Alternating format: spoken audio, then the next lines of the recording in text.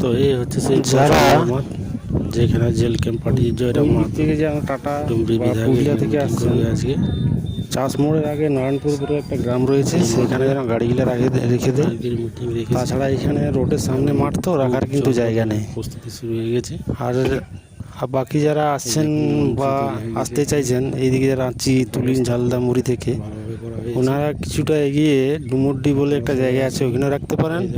নতুবা ফরেস্ট মোড় ঢোকার আগে রাইট সাইডে একটা, ডান দিকে একটা আছে আপনার ফরেস্ট মানে বাগান রয়েছে, ওই বাগানের মধ্যে রেখে দিলে ভালো হয়।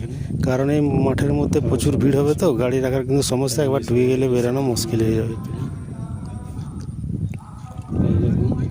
আর যারা ধানবাদ, বোকারো চাষ দিয়ে আসছেন, চাষ মোড় থেকে একটু এগিয়ে ওই নারায়ণপুরের ওই সামনাসামনি মাঠগুলো রয়েছে, মাঠগুলোতে গাড়িগুলো রেখে দিলে খুবই ভালো হয়। তাছাড়া শুধু ভিড় তো এখানে গাড়ি রাখার খুব সমস্যা। হ্যালো বন্ধুরা, এই হচ্ছে ফরেস্ট মোড়ের মাঠ, যেখানে জেল ক্যাম্পটি জয়রাম মাতা আজকে আসছে।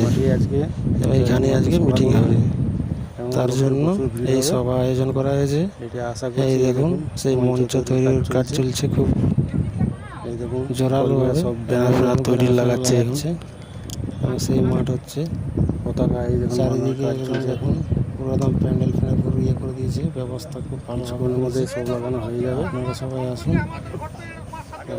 সবাইকে সাফল্যমণ্ডিত রেডি হওয়ার মুখে রয়ে গেছে। দেখুন আপনারা তাড়াতাড়ি সবাই আসুন, চলছে এখন, এবং এই সবাইকে সাফল্যমণ্ডিত করে তুলুন।